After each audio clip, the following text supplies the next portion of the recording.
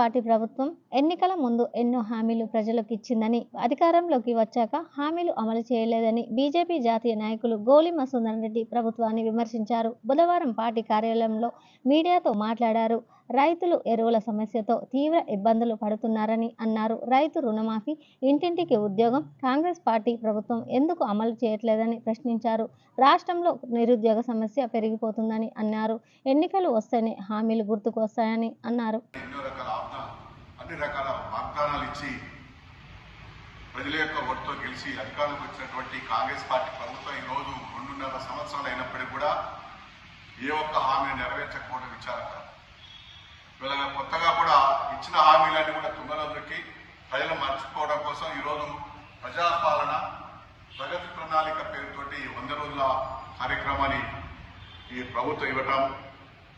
ఇప్పటి వరకు మీరు స్పష్టంగా ఈ ప్రభుత్వాన్ని డిమాండ్ చేస్తున్న ఇప్పటి వరకు మీరు ఇచ్చినటువంటి హామీలను ఎవరెవరికి పేదలకు ఏం చేసినారు, 4,000 రూపాయల పెన్షన్ ఎంతమందికి ఇచ్చిండ్రు, 2 లక్షల రూపాయల రుణమాఫీ ఎంతమందికి ఇచ్చిండ్రు, అదేవిధంగా నిరుద్యోగుల యొక్క వృత్తి ఎంతవరకు ఇచ్చిండ్రు, అదేవిధంగా ఈరోజు రైతులకు రైతు కూలీలకు కూడా ఇస్తామన్నారు.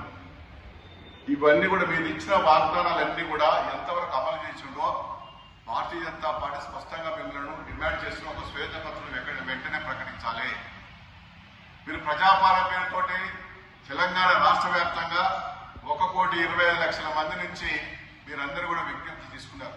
వాళ్ళ దగ్గర నుంచి రిప్రజెంటేషన్ తీసుకున్నారు. మీకు ఏది అంటే అది ఇస్తానని.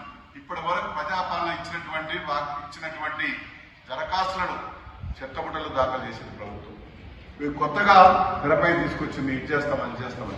అదేవిధంగా ఈ యొక్క ఉద్యమకారులకు కూడా 250 గజాలు భూమి ఇస్తా ఉన్నారు. ఎంతమందికి ఇచ్చి మీరు చెప్పాలి.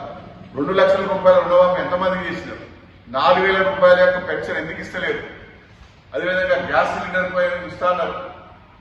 ఇవన్నీ కూడా ఇవ్వకుండా ఈరోజు బీసీ డిక్లరేషన్ ఫెయిల్ అయింది, రైతు డిక్లరేషన్ ఫెయిల్ అయింది.